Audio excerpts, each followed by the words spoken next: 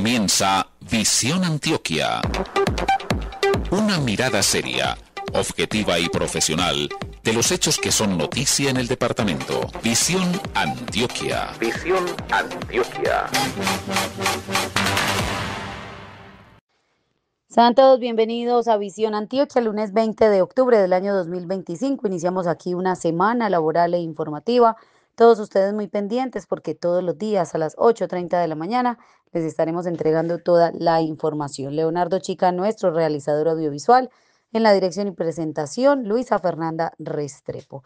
Vamos a iniciar contándoles noticias nacionales. El ministro de Defensa, Pedro Sánchez, expresó que las declaraciones recientes del presidente estadounidense Donald Trump sobre el mandatario colombiano, el señor Gustavo Petro, representan una falta de respeto hacia el país. Sánchez destacó que Colombia ha dedicado grandes esfuerzos y recursos en la lucha contra el narcotráfico, recordando que esta tarea ha costado la vida de muchos hombres y mujeres. Esto fue lo que dijo el ministro.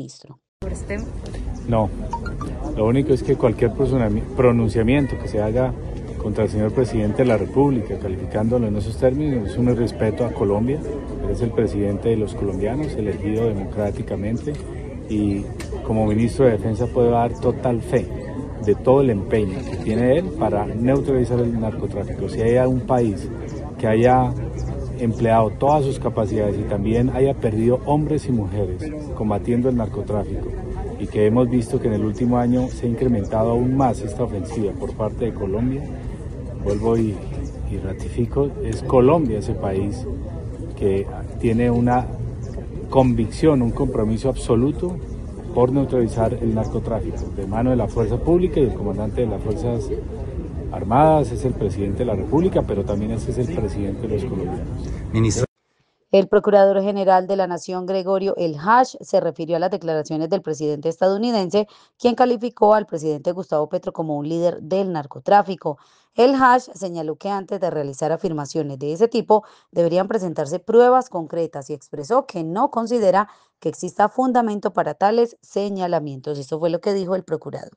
El jefe del Ministerio Público representa a toda la nación colombiana. El señor presidente de la República representa la unidad de los colombianos. Merece todo nuestro respeto, nuestro acompañamiento y nuestra solidaridad.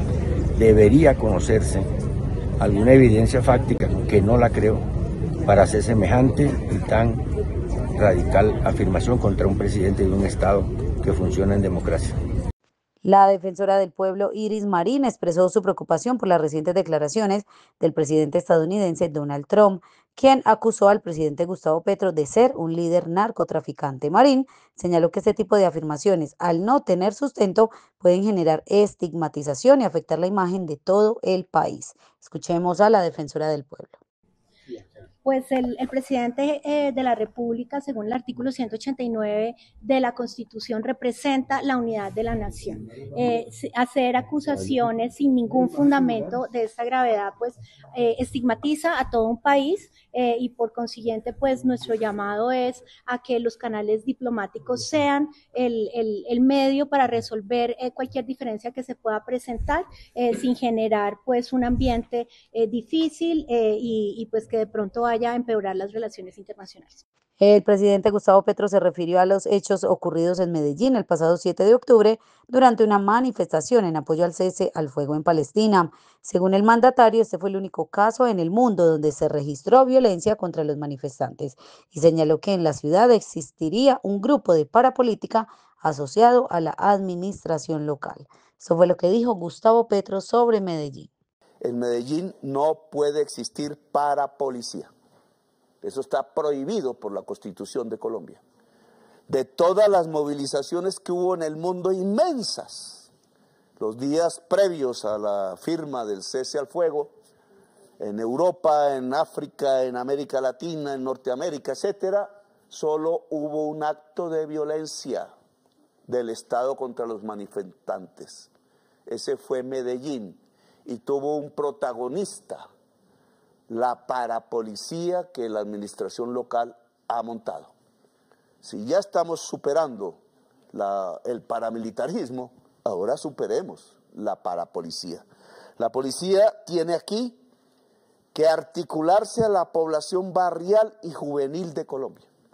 la política Jóvenes en Paz, que ha estado metida en los escritorios, que no se ha vuelto dinero en manos de la juventud popular, que la han acordonado políticamente, que yo considero que la han acordonado incluso con corrupción, tiene que desatarse, porque a estos jóvenes populares en estas ciudades, donde se está matando aún en menor medida que en 1993, hay que acogerlos e incluirlos socialmente independientemente de su nacionalidad.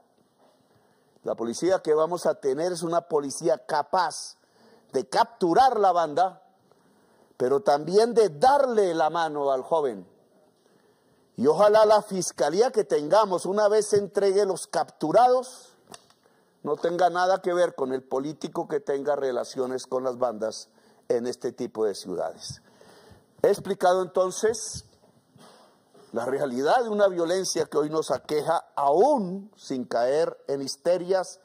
La tasa de homicidios de Colombia ha bajado respecto al pasado, pero la Policía de Colombia ha presentado unos niveles para este año de homicidios en donde está subvalorado el indicador.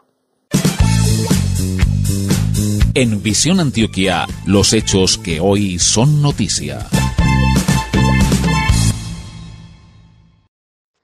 Y en Antioquia, el gobernador Andrés Julián Rendón manifestó su respaldo a las declaraciones del presidente estadounidense Donald Trump al afirmar que la política de la paz total del gobierno nacional estaría favoreciendo al narcotráfico. Rendón calificó la situación como una provocación irresponsable que podría afectar al pueblo colombiano. Esto fue lo que dijo el mandatario de los antioqueños. La decisión de Estados Unidos es un coletazo buscado por Petro, una provocación irresponsable y peligrosa para Colombia. Trump tiene razón. La política de paz total fomenta el narcotráfico. Clan del Golfo, FARC, ELN, carteles de la droga, minería ilegal y rentas de extorsión. Son responsables todos ellos de homicidios, confinamientos y desplazamientos. Con estos criminales es que negocia Petro hoy en Qatar, en México, Venezuela y Cuba. Ninguno de estos bandidos ha dado muestras de paz.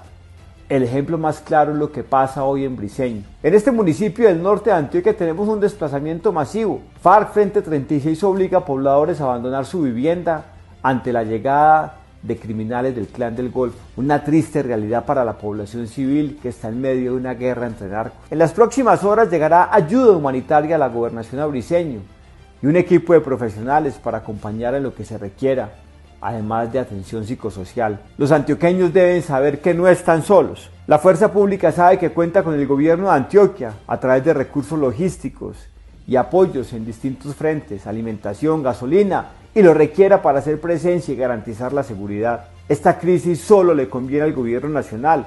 Lo demuestra su interés y esfuerzos en promover un estallido, caos en las ciudades y regiones para diezmar a los mandatarios seccionales y locales. Así se preparan para las elecciones de 2026. Hay que mantenernos firmes, queridos paisanos, apelar al valor de nuestros soldados y policías, a la denuncia ciudadana. De esa manera solo podremos hacerle frente a las malas pretensiones del gobierno Petro y de sus secuaces. La Gobernación de Antioquia, junto a entidades públicas, privadas y organizaciones sociales, adelantó esta semana una serie de actividades para promover la cultura de la donación de órganos y tejidos en el departamento.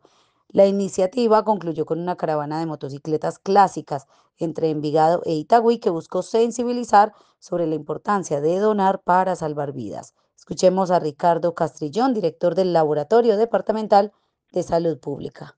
Bueno, fue todo un éxito para la Secretaría de Salud y para todos los antioqueños y los colombianos. Durante toda la semana logramos tener una gran cantidad de eventos académicos donde nos acompañaron las principales clínicas trasplantadoras, nos acompañaron familias, pacientes y muchos profesionales del área de la salud. Y el día clásico, el día de Rodando con Amor y Donando con Amor, la gran participación de los clubes de motos que embellecieron las ciudades de Envigado y de Itagüí, culminando entonces con muchos éxitos esta gran jornada de donación de órganos. Yo no la llamaría una problemática, sino que hace falta más conciencia de las personas, hace más falta de conciencia de las familias. Mire, una sola persona puede donar sus órganos y puede salvar 8 vidas y mejorar la calidad de vida de 75 personas. Es decir, son muchas las personas que se benefician con un solo donante. Ahora, ¿cuál es la problemática? De que como hay poca donación, tenemos muchas personas en espera. Hay más de 3.500 personas en espera de riñón. Mientras acá tenemos 7 donantes por cada 100, en España son 35, 40 donantes por cada 100. Entonces la donación acá es muy baja y esa es la problemática que tenemos actualmente. El mensaje para toda la familia y todos los antioqueños es que donemos. No existe la posibilidad de que un órgano sea vendido. No existe la posibilidad de que se lo pongan a personas extranjeras. Hay una lista de espera. La idea es que todos podemos donar órganos y tejidos y así poder mejorar la calidad de vida de muchos de nuestros hermanos y de muchos de los antioqueños. Las elecciones de los consejos municipales de juventud en Antioquia concluyeron con normalidad, según informó el gobernador Andrés Julián Rendón, quien resaltó el incremento en la participación ciudadana. En esta jornada, 1.540.000 jóvenes estaban habilitados para votar en 759 puntos del departamento y se estima que la participación superó el 10% frente al 6% registrado hace 4 años. Por su parte, el secretario de Juventud, Daniel Arbeláez, destacó la buena respuesta en el municipio de Oriente en los municipios de Oriente y Suroeste. Señaló mejoras en la organización como la reducción de votos nulos y la optimización del tarjetón electoral. Escuchemos al gobernador de Antioquia y al secretario de Juventud. Bueno, recordemos que Antioquia tiene 1,5 millones de jóvenes, es decir, entre 14 y 28 años de edad. Medellín pues, tiene 500.000 jóvenes, entonces con ellos superamos la media de participación. Municipios como Río Negro se han destacado por su alta participación. En el suroeste también ha habido un buen liderazgo y esperamos que nos ayude a aumentar la participación en esta jornada electoral. Perfecto. Secretario, ¿qué más destacar de esta jornada en la cual pues también, como decía el gobernador, no hubo ningún hecho de orden público pues que alterara la participación de los jóvenes? Bueno, se lograron corregir varias cosas. Primero, la cantidad de votos nulos, porque el tarjetón mejoró sustancialmente respecto a hace 4 años. La fecha en que se celebró también, digamos, ayudó un poco respecto a los comicios pasados, que fueron en diciembre. Y también tenemos 100.000 jóvenes menos en el departamento de Antioquia, que eso hay que saberlo leer para entender muy bien cómo fue la participación. Entonces, sí estamos hablando de una participación alrededor del 10% del censo para estas elecciones. Digamos que se logra mantener en el 10%, sigue siendo muy baja, pero respecto al 6% desde hace 4 años es mucho mejor. Bueno, es un balance positivo en términos que no tuvimos ninguna situación difícil por sortear. Todo transcurrió dentro de lo normal que se prevé pues, en estos ejercicios democráticos. Es un esfuerzo muy grande que hace la democracia en Colombia, el Estado colombiano, por garantizar la participación de los jóvenes. En Antioquia estaban habilitados para votar más de 1,5 millones de jóvenes, según los datos preliminares. Yo creo que vamos a estar superando el 10% de participación, que es una cifra, digamos, que podría ser de llegar a los 150.000 votantes, superior a la registrada hace 4 años, pero que todavía uno quisiera más. Uno espera en que en la medida en que estos ejercicios se vayan consolidando, los jóvenes se motiven a iniciar un camino de servicio público, de representación de sus conciudadanos de la mejor manera y aprovechando esta alternativa que tiene la democracia en Colombia. Me decía ahorita Daniel, nuestro secretario de Juventudes, que Colombia es el único país del mundo que tiene este mecanismo de participación habilitado y hay que aprovecharlo. Primer corte comercial y ya regresamos. Hoy puedes tomar una decisión que hará la diferencia. Deja tu vehículo en casa, muévete a pie, en bici o en transporte público. Regálale un respiro a nuestro Valle de Aburrá. Más aire, más vida. Aquí respiramos todos. Área Metropolitana del Valle de Aburrá, 45 años.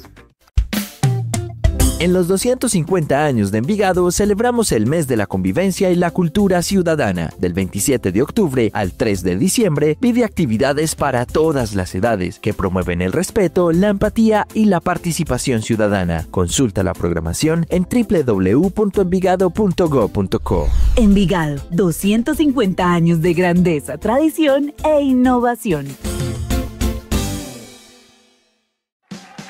Bienvenidos a Un Minuto para Aprender, un juego donde lo arriesgas todo. Y vamos con la pregunta de hoy. ¿Cuáles son los riesgos de manipular indebidamente las redes de energía o tuberías de agua o gas? Todos. Puedes perder tu vida, lesionar a tus vecinos, ocasionar daños y perder dinero. No juegues con tu vida o la de tu familia. Disfruta los servicios públicos de manera segura y evita accidentes. Llama al 604-4444-115 o al 018-415-115. EPM. Por ti estamos ahí. Transforma tu vocación en acción. En la IUE puedes estudiar gestión ambiental para proteger el futuro o gestión de proyectos sociales para fortalecer tu comunidad. Estamos en inscripciones. Visítanos en www.iue.edu.co o comunícate al 604-339-1010, extensión 1000. Institución Universitaria de Envigado, acreditados en alta calidad, vigilada por Minieducación. ¡Golazo! ¡Ey, sacamos voladores para festejar! No, ¿cómo se te ocurre? ¿Recuerdas al perro que huyó aterrado y al búho herido que nos encontramos la vez pasada? Es que la pólvora no trae nada bueno. La alegría pasajera se vuelve tristeza para los animales silvestres y domésticos. Y las quemaduras cambian la vida de las personas. Celebra sin pólvora, la alegría dura más y te conectas por la vida. Conectados por la vida, por Antioquia nos motiva. Amor por nuestra bandera es dejar el corazón en cada competencia, es vibrar de alegría con cada jugada, logro y celebración con el equipo. Es derramar gotas de esfuerzo y talento en cada escenario. Amor por nuestra bandera es dejar en alto el nombre de la ciudad señorial. El Inder Envigado es amor por nuestra bandera. Visión Antioquia. Visión Antioquia.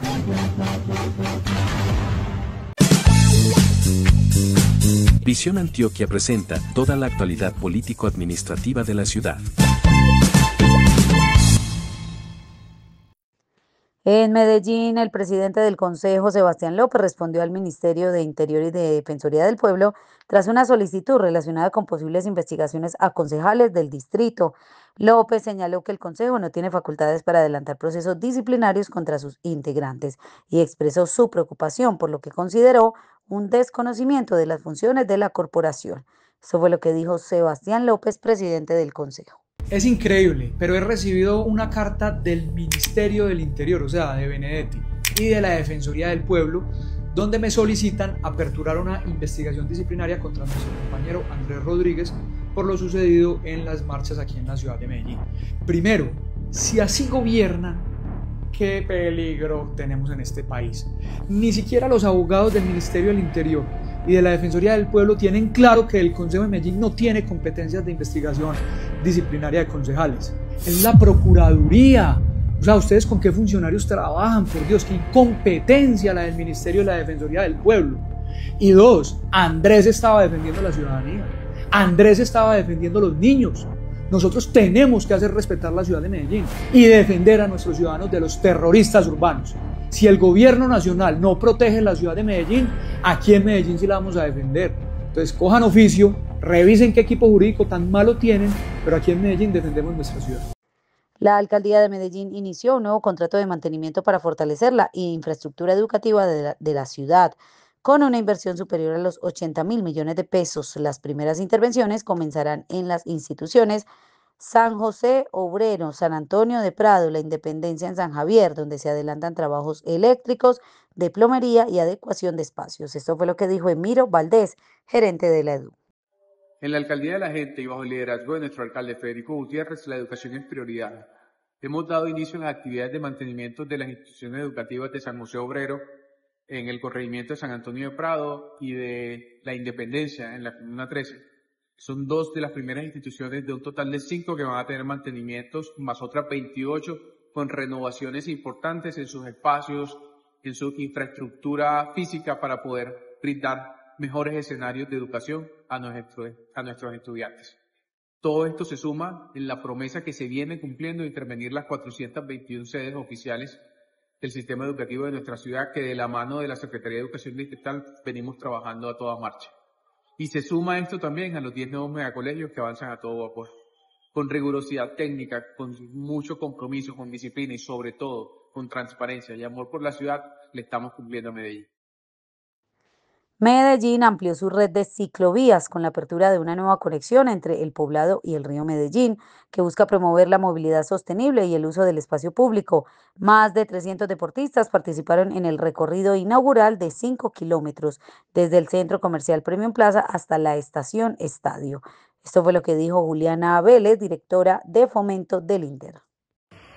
Ya tenemos la apertura de la conexión entre el Poblado y el río por la ciclovía. Esto es una muy buena noticia para todos los runners y para todos los ciclistas, porque van a tener la oportunidad realmente de visitar toda la ciudad por medio del deporte. Así que aquí los estamos esperando a todos, porque la alcaldía de la gente está pensando en siempre incluir cada vez a más personas. El Festival Medellín Te Incluye reafirmó su papel como un espacio de encuentro por una educación diversa y accesible. En su segunda edición, más de 2.000 personas participaron en 3 días de actividades realizadas en MOVA, Centro de Innovación del Maestro. El evento celebró los 20 años de la unidad de atención, que tiene que ver precisamente con toda la educación en la ciudad de Medellín, un programa que acompaña a más de 16.000 estudiantes con discapacidad o talentos excepcionales en 214 instituciones educativas. Ella es Carolina Franco, secretaria de Educación. En la alcaldía de Federico Gutiérrez trabajamos por una educación inclusiva. Por eso, Medellín Te Incluye 2025 es uno de nuestros eventos más importantes en educación inclusiva. En el marco de este festival celebraremos 20 años de la Unidad de Atención Integral, el programa pionero que transforma la manera en que Medellín enseña, aprende y abraza la diversidad. Durante 3 días, más de 2.000 personas se reunieron en MOVA, el Centro de Innovación del Maestro, para compartir experiencias, conversar y aprender juntos. Desde la alcaldía hemos logrado acompañar el 98% de nuestras instituciones educativas con docentes de apoyo pedagógico que trabajan desde el territorio, haciendo posible que la inclusión sea una realidad en cada una de nuestras aulas. El programa Buen Comienzo amplió su cobertura con 1.500 nuevos cupos y la vinculación de más profesionales para fortalecer la atención a las familias de Medellín. La estrategia enfocada en la modalidad familiar acompaña a mujeres gestantes, lactantes, a niñas y niños hasta los 3 años con el objetivo de promover su desarrollo integral. Esto fue lo que dijo Diana Carmona, ella es la directora de Buen Comienzo. En la administración de nuestro alcalde Federico Gutiérrez, fortalecimos nuestra modalidad familiar, con el propósito de llegar con una atención más cercana y de calidad a los niños y niñas de primera infancia, así como a las mujeres gestantes y lactantes. Uno de los principales cambios es que ampliamos la cobertura hasta los 3 años, generando más de 1.500 cupos para la primera infancia. Y además estamos llegando de una manera más cercana según las necesidades y los contextos de nuestras familias, fortaleciendo el equipo de trabajo con dulas, enfermeras, abogados y apoyos técnicos que nos ayudan a tener una mejor calidad y un mayor acompañamiento a las familias de Medellín. Los invitamos a que ingresen a la página www.medellin.gov.co e ingresen a Busca tu Cupo para que se puedan registrar allí. Recuerde que todas las familias de Medellín las esperamos en nuestra modalidad familiar. Vamos a un segundo corte comercial y ya regresamos. Sí, Unidos por el Agua para mí es el todo. Es que yo digo que sin agua, ¿qué somos? No somos nada. Nos sentimos muy agradecidos con este proyecto, porque de verdad que es una mejora para nosotros que tenemos pues, las viviendas, que podemos decir somos ciudadanos, ahora sí podemos decir somos ciudadanos. Una fogata, una colilla o un vidrio parecen pequeños, pero pueden provocar un gran incendio. Cuidemos la vida, la fauna y la flora. Prevenir está en tus manos. Área Metropolitana del Valle de Aburrá.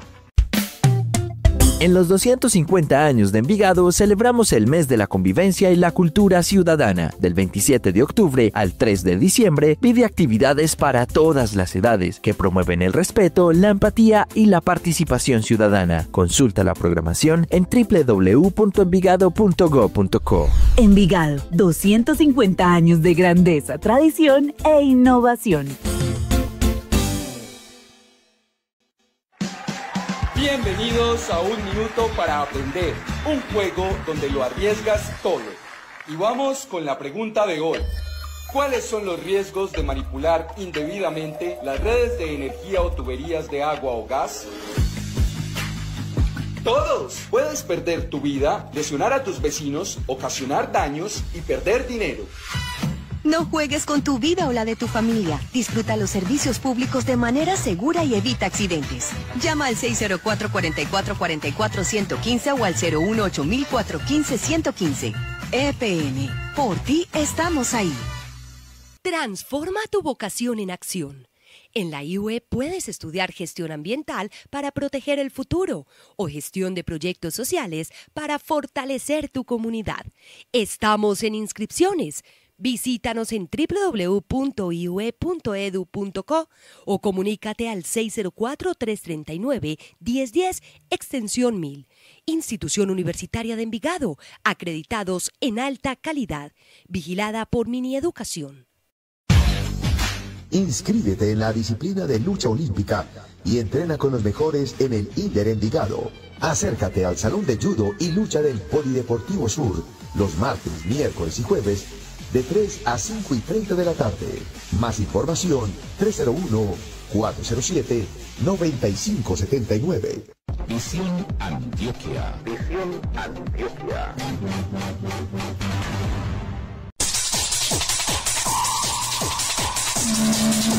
Visión Antioquia, con el tema y el personaje del día.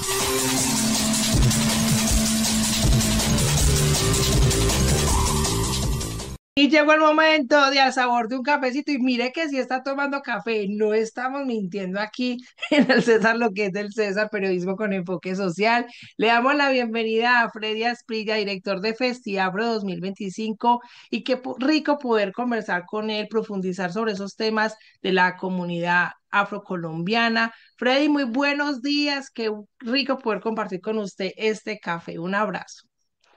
César, buenos días para vos, para toda tu audiencia. Gracias por la invitación. Gracias por despertarse tan temprano en este sábado, porque yo sé que usted está ahorita con mil cosas encima. Hoy y mañana tendremos entonces programación para Festiafro desde las 2 de la tarde en el Parque de las Luces, para que vaya, para que goce, para que conozca un poquito más de lo que es la comunidad afrocolombiana. Y precisamente, como les mencionaba, en octubre es el mes de la diversidad étnica y cultural en nuestro país. Y la alcaldía de Federico Gutiérrez, dentro de su plan de desarrollo Medellín Te Quiere 2024-2027, pues obviamente tiene este enfoque hacia la comunidad afro. Freddy, cuéntenos a ver cuáles son las expectativas para este año con el evento. Antes de comenzar, para que podamos conversar sobre sobre las importancias que tiene la comunidad afrocolombiana en nuestro país.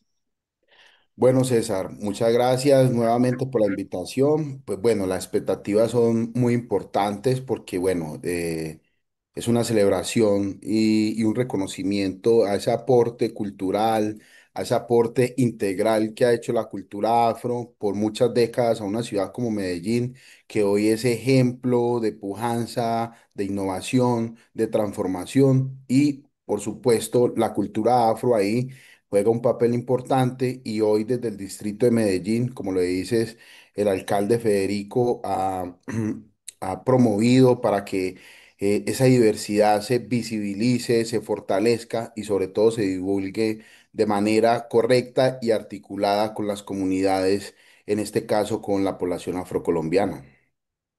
Freddy, ya que usted entonces nos da ese contexto de la importancia que tiene para Medellín, que somos una ciudad receptora de una gran comunidad afro, ¿cierto? Porque tenemos nuestros vecinos, a quienes recibimos siempre también con mucho cariño y que pues se han convertido también en la identidad de Medellín. Ayer revisando videos, también información de lo que es nuestro país Colombia, es definitivamente importante empezar ahí con ustedes como comunidad afro, pero ¿cuáles son las diferencias del sentido de cuando uno dice NAR? Porque todavía la gente no entiende, ¿cierto? Que dentro de la misma comunidad también se pueden identificar ciertas etnias o ciertos orígenes. Total, César, ve, yo creo que lo que estás mencionando es muy importante y quisiera empezar eh, con una precisión, y es que, bueno, nosotros llegamos a esta ciudad hace muchas décadas atrás, casi que desde su fundación, y llegamos como personas esclavizadas a trabajar la minería. Bien lo decías en el video introductorio que hiciste de RTS, en donde se muestra, digamos que nosotros tenemos una presencia aquí casi que de que se empieza a fundar y a construir esta ciudad, no solamente en Medellín, sino también en Santa Fe, Antioquia. Entonces tenemos una descendencia muy amplia, casi desde que se empieza a constituir Medellín y donde se empieza a formar, por ejemplo, Santa Fe, Antioquia como capital de Antioquia.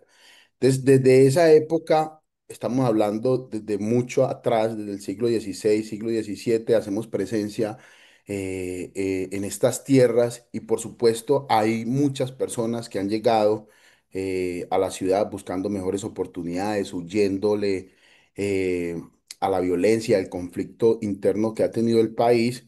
Pero también es cierto que hemos tenido muchas generaciones que ya han nacido en la ciudad de Medellín, que son afromedellinenses y que también hacen parte ya de lo que es nuestra cultura antioqueña y paisa de aquí en Medellín. Es mi caso, por ejemplo, mi familia llegó en la década de los 70 buscando mejores oportunidades acá a Medellín y yo tuve la fortuna de nacer en Medellín. Entonces, mira que ya son varias generaciones que que hemos nacido en Medellín y que una población que en 1991, claramente como lo decía el video anterior que mostraste, apenas fue reconocida como sujeto de derecho. Entonces te alcanzarás a imaginar de ahí para atrás lo complejo que era ser negro, afro, en la ciudad. Y con lo que decías, por supuesto nosotros tenemos como varias designaciones porque también se entiende que como hay un proceso que llega como de varias partes. Entonces, eso tiene que ver, por ejemplo, que, digamos, ya hay unos negros que han nacido en Medellín, pero hay otros que son de San Basilio de Palenque, hay otros que digamos que es el primer pueblo libre que se tiene en América después de la esclavitud, pero también tenemos otros negros, otros afros que tuvieron otro proceso, si se quiere, de colonización y de transformación, como lo son los isleños en San Andrés. Entonces, mira que hay una diversidad muy amplia y está el proceso de comunidades negras, donde es un término problemático, pero también ha sido un término que ha permitido reivindicar la lucha de este país. Entonces, es una discusión muy amplia sobre la denominación, pero creo que básicamente se conoce el término afrocolombiano como un término más político, como más de conciencia, pero es una discusión amplia las denominaciones, pero lo que considero que es importante poder tener algunos instrumentos que nos permitan seguir construyendo y seguir teniendo como esa posibilidad de equipararnos, si se quiere, en derechos, posibilidades, sin que se nos mire sin prejuicios. Y bueno, yo creo que la tarea de este festival no solamente es entretener, divertirse, generar alegría, sino también educar. Y formar a los asistentes, tanto afros como no afros, porque es un evento abierto al público para todas las edades, en donde vamos a entender algunos símbolos y algunas cosas que existen dentro de la cultura afro, que muchas veces no se entiende por qué se usan, y yo creo que estos espacios son precisamente para conectarse con esas posibilidades. Freddy, me parece tan indispensable lo que usted está explicando, sobre todo porque para nosotros también es un proceso pedagógico formativo.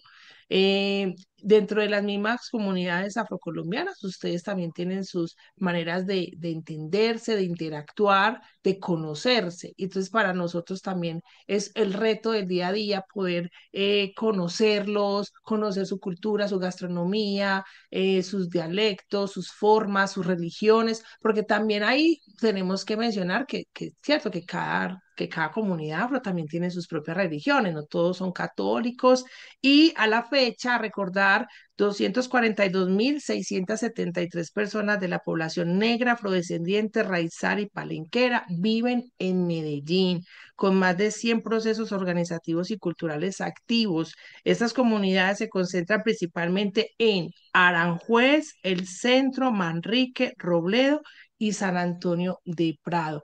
Freddy, ¿cuáles son esos retos para la comunidad afromedellinense? Me gustó lo que acaba de decir porque ustedes ya son afromedellinenses que tienen en este momento y por qué es importante que existan este tipo de festivales, más allá de lo artístico, lo cultural y lo de la diversión y el ocio, porque es importante que Medellín se entienda desde la comunidad afro. Ve, yo creo que lo más importante es poner, a propósito de los cumpleaños de Medellín de estos 350 años, es como visibilizar aquellos aportes que ha tenido la población afro durante todo este tiempo que ha estado en esta ciudad, edificando, educando, siendo cuidadores, también aportando a la cultura, desde la gastronomía, desde la cultura, sobre los saberes ancestrales que se han eh, mezclado, si se quiere, o se ha formado un sincretismo en muchos aspectos, en lo religioso, en lo cultural, que yo creo que eso es importante resaltar, reconocer y potenciar la ciudad de Medellín como una ciudad diversa, diversa culturalmente y que tiene muchos aportes de muchas culturas del país. Entonces, yo creo que reconocer eso sigue enalteciendo el orgullo de ser paisa, de ser antioqueño y por supuesto, considero que ahí hay como estos festivales, digamos, llaman la atención, sobre todo en el caso de la población afro, para recordarnos que esta ciudad también es nuestra. Esta ciudad también la hemos construido y también la hemos edificado. Y en una de las introducciones que hacías, eh, lamentablemente la población afro de la ciudad de Medellín vive como mucho en la margen de la ciudad, ¿no? En la parte periférica, ya lo acabaste de nombrar con mucha claridad, y esas son comunas que quedan en la periferia, y en esa periferia de esa comuna, en la periferia de esa comuna es donde habita mayoritariamente nuestra población. Entonces yo diría que es importante recordar que esta ciudad también es de nosotros, es importante recordar que debemos dignificar y, digamos, reconstruir espacios simbólicos que han sido para la ciudad, digamos, con la creación de otros espacios. Y aquí me meto un poco y es por eso que quisimos en esta versión cambiar el lugar en donde se hace Festiafro, que normalmente se hace en el Parque de los Deseos, que es uno de los mejores parques que tenemos en la ciudad para eventos públicos, y donde este parque tiene una apropiación muy particular. Ahí existen y convergen, perdón, muchos nichos sociales, y consideramos que necesitamos dignificar y reconstruir y simbolizar otro espacio de la ciudad. Por eso, esta versión la vamos a hacer en el Parque de las Luces, un espacio que, si bien es muy digno y que se recuperó el espacio público para la ciudad, pero hoy, digamos, no tiene una apropiación muy concreta, y creo que este puede ser uno de los espacios símbolos en el centro de la ciudad donde la población afro puede empezar a alrededor de la cultura, alrededor de la cotidianidad, empezar a habitar. Y por eso quisimos movernos, porque recordemos que uno de los espacios o de los parques más simbólicos para la población afro, digamos, en tiempos antaños, uno se pone a mirar las fotos de las familiares de uno, y es el Parque Bolívar. Parque Bolívar por mucho tiempo fue como un espacio especial para las poblaciones y para toda la ciudad, y lo fue de la misma manera para la población afro. Después fue el Parque San Antonio, pero el Parque San Antonio sufrió como una serie de atentados con las palomas, etcétera, y eso, digamos, hizo un movimiento importante, aunque sigue quedando como unos locales comerciales, peluquerías, restaurantes, a los bajos del del Parque San Antonio y al frente de la calle, ¿no? Pero yo creo que es importante seguir construyendo espacios centrales y que también al mismo tiempo se construyan con estos espacios periféricos. Hay unos espacios muy significativos dentro de la ciudad para la población afro. En la Comuna 8 pienso mucho en la sierra, la iglesia, lo que se ha logrado ahí con Grupo de Chirimía, con una población que ha venido desplazada sobre todo el Pacífico colombiano, y digamos, han encontrado una posibilidad de dignificar y de transformar su comunidad a través de entrar en cooperación con la iglesia, una iglesia que tiene un enfoque muy social y que, digamos, han podido construir como algunas iniciativas comunitarias poderosas alrededor de eso. Entonces, pienso que es muy importante simbolizar y poder resaltar aquellos símbolos que puedan detonar como esa conexión, esa unidad, pero también esa representatividad en la ciudad de Medellín de la población afro. Y es que fíjense ustedes que el eslogan de este año de Festival Afro es muy hermoso, Freddy, porque debo de felicitarlo a usted y a todo el equipo. Es la huella que nos conecta en Medellín. Y esto tiene que ver con esas expresiones dentro de la historia, el baile, la danza afro, las costumbres, las recetas culinarias, esas bebidas ancestrales, que si uno se pone a analizar, Freddy, realmente están muy dentro de cada casa de Medellín, independientemente si usted es afro, independientemente si usted es de mestizaje, independientemente si usted es blanco, siempre hay un toque afro dentro de una casa. Puede ser hasta la bebida más eh, típica para la gripa, siempre tiene algo por ahí con la comunidad afrocolombiana. Me parece muy acertado este eslogan, la huella que nos conecta en Medellín. Recuerda que este sábado, este domingo, se realizará entonces Festiafro con una programación entrada libre. Habrá artistas como Bombi.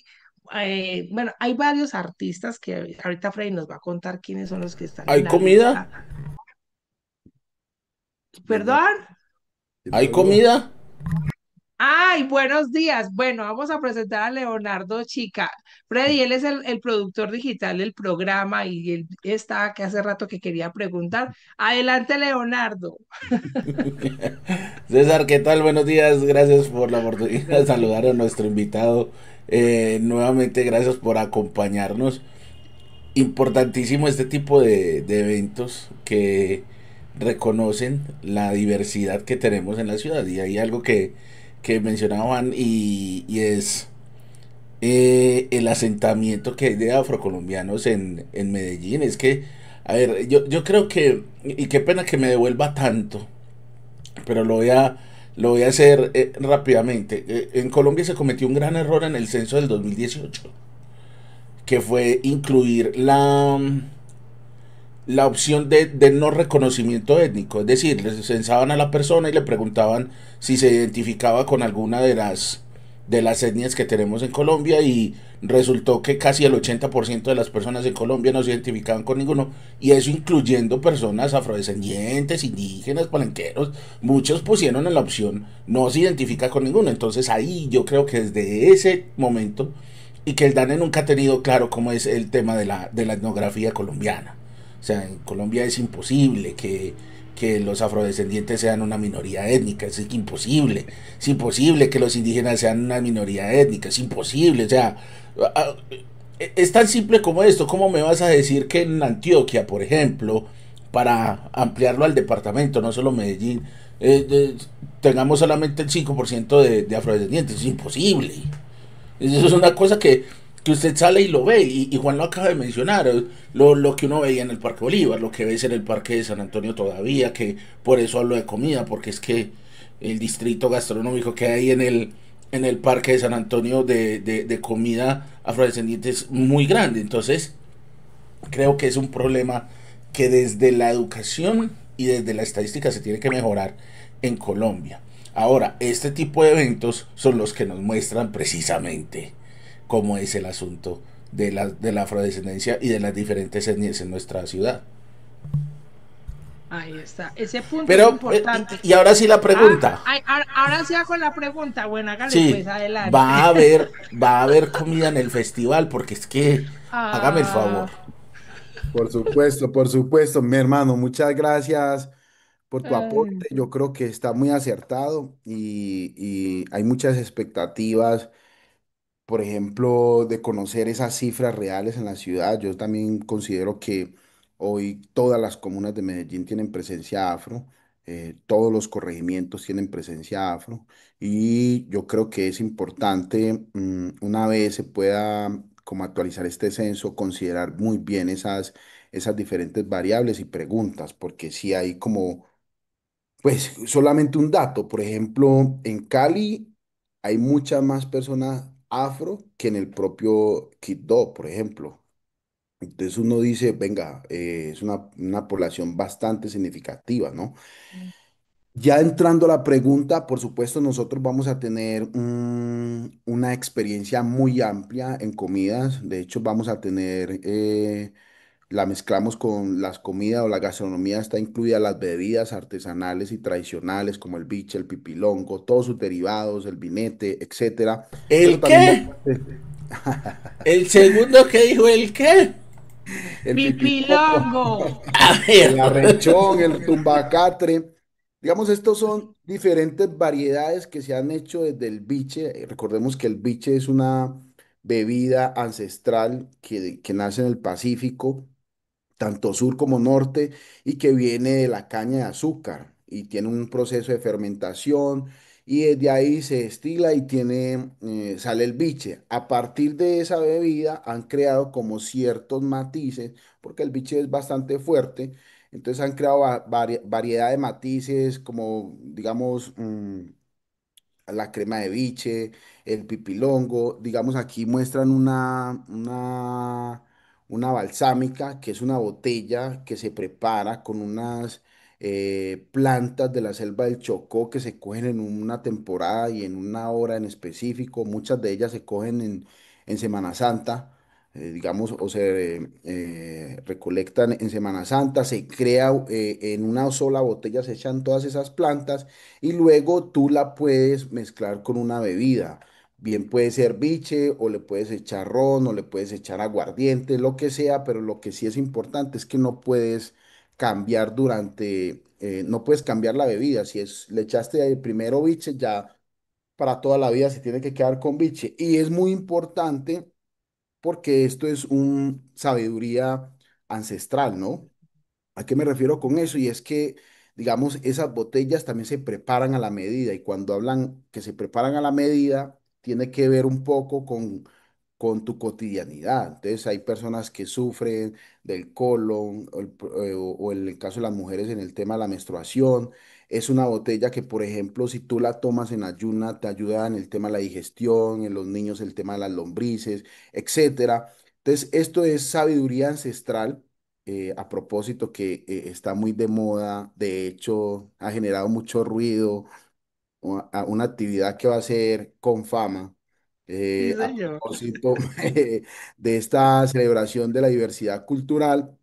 Pero yo creo que es sabiduría ancestral, son otras formas, son otras cosmogonías de entender el mundo. Y creo que ahí es importante conocer primero antes de señalar o tener esos prejuicios frente a cosas. Y por supuesto, volviendo al festival, vamos a tener fritos, vamos a tener pasteles, vamos a tener arroz, vamos a tener mondongo, vamos a tener una variedad de comidas, así Ay, que están cordialmente invitados para que vayan a disfrutar y a compartir y sobre todo a aprender por qué se hacen ciertas cosas dentro de la población afro. Y por ejemplo, yo pienso mucho aquí en Antioquia se utiliza mucho el chorizo, pero, o la longaniza, una cosa que es como larga, pero allá se utiliza la longaniza chocuana, que es un poco más condimentado, es con achote, con algunas plantas,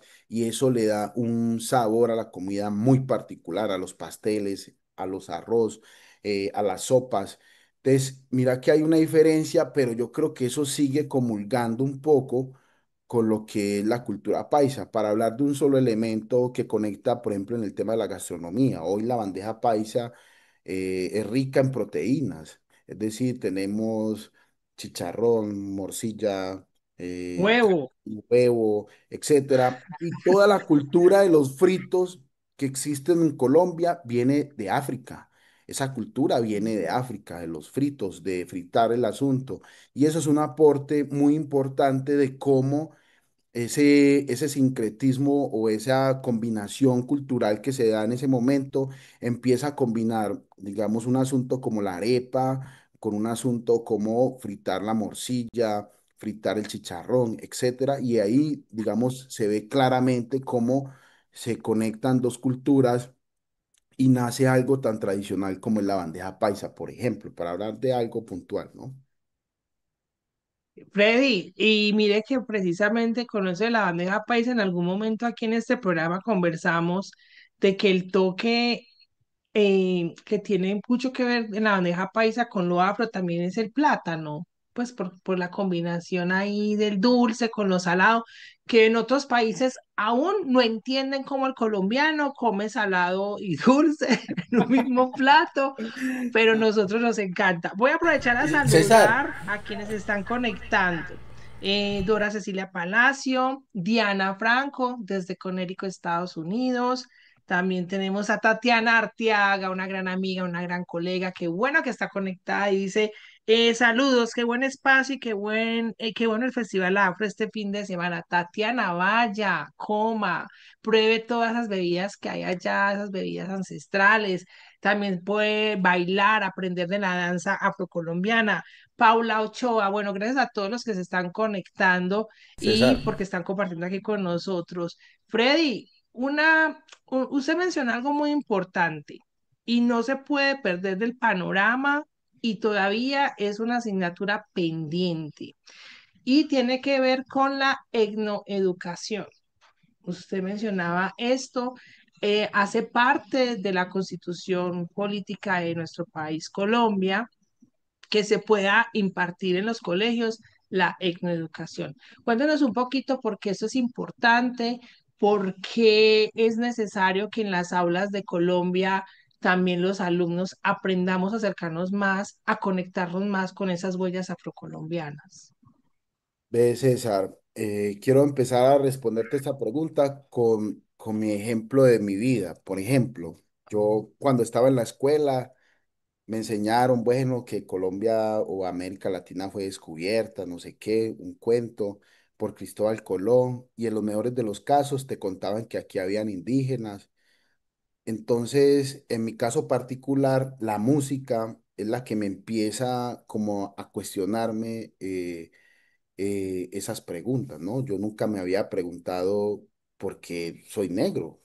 Nunca había tenido como esa pregunta por varias cosas, entre otras, porque yo siempre viví como en una colonia negra. Entonces, esas preguntas ahí no tienen como mucho sentido. Empiezas a tener mucho sentido porque ya en la escuela uno empieza a ver que uno de 40 niños, uno es el único negro o hay dos personas afro y entonces uno como que, venga, es muy diferente. Y cuando uno está en la escuela, los niños, digamos, no tienen filtro. Pues realmente, ay, ¿usted por qué tiene el pelo así? ¿O usted por qué es de ese color? Muchas cuestiones y también hay unas prácticas que ayudan a que haya mucho más racismo. Canciones en San Francisco, borororo, había una negra. Cada vez que cantaban esa canción era una tortura para uno que era negro porque no hay esa educación, ¿no? Incluso cuando yo llegué al colegio, todavía me seguía preguntando eso. Y digo que la música, porque a mí me llega el hip hop y me llega como con eso. Esta música la hace gente negra que vive en Nueva York, en Estados Unidos, eh, y hace esta música para reclamar sus derechos sociorraciales. Y yo, ¿qué? ¿Qué es esto? Pues, ¿de qué me están hablando? Entonces empecé a entender que, digamos, en el siglo XVI y XVII hubo una trata digamos, una esclavización masiva del continente africano y una diáspora regada por muchas partes del mundo, en donde había una visión de que todas las personas que vivían en el continente africano, que además se pensaba que era un país, eran iguales, que todos los negros eran iguales, y allá es todo lo contrario. Cada pueblo tiene su lengua, tiene su costumbre. Entonces, vos juntaste carabantúes con Ubuntu, bueno, con un montón de cosas que son totalmente diferentes, así como somos diferentes aquí en el continente suramericano, allá en el continente africano totalmente diferente, y empiezo a conectarme con esa historia y empiezo realmente a entender que en la escuela y en el colegio te enseñan una historia muy eurocéntrica, en donde se invisibiliza nuestras raíces indígenas y afro para conectarse con otros héroes, eh, digamos, de la historia colombiana que muy poco tienen que ver contigo. Entonces empieza como una reconstrucción y a investigar. Uno dice, bueno, es que haciendo un árbol genealógico ya en la universidad uno entiende, en el caso mío, por ejemplo, que mi bisabuelo era esclavo. Posiblemente tu bisabuelo ya era propietario de una finca. ¿Cierto? Hay unas cosas muy distintas. Entonces yo creo que es importante en la medida eh, de que haya una conciencia en donde, digamos, nosotros hasta 1993 fuimos considerados como sujetos de derecho. Antes no éramos considerados ni siquiera personas. Entonces estamos hablando que hace 30 años, un poco más, nosotros no teníamos los mismos derechos que tiene cualquier ciudadano de cualquier ciudad o de cualquier país en Colombia. Desde ahí radica la importancia de entender, y también hay muchas personas que dicen, venga, pero ¿por qué hay que crear unas políticas aparte de las que ya existen para este tipo de poblaciones? Que además de entrada se crean las políticas, pero bajo de un prejuicio que ya son minorías. Entonces ya ahí hay una mirada sesgada y que ya de entrada te pone en una relación de inferioridad, y no debería ser así. Yo creo que de los países suramericanos que más han reivindicado eso es Brasil, ¿no? Brasil tiene un proceso etnoeducativo muy importante, que ha sido transversal en toda su educación, y eso ha permitido que muchas personas afrocolombianas de Brasil se conecten con la educación y empiecen a investigar y empiecen como a poner en escena también como esos conocimientos desde la cultura afro y esa diáspora que se dio en todo el mundo. Entonces, de ahí yo creo que es importante que la gente se eduque, porque, digamos, un niño no nace siendo racista. Un niño aprende prácticas racistas cuando ya está, perdón, cuando están naturalizadas, y ahí es donde empieza a crecer con unos imaginarios frente a la población afro que realmente están naturalizados en su núcleo familiar, y como están naturalizados porque, digamos, la educación en Colombia aún no ha entendido ese enfoque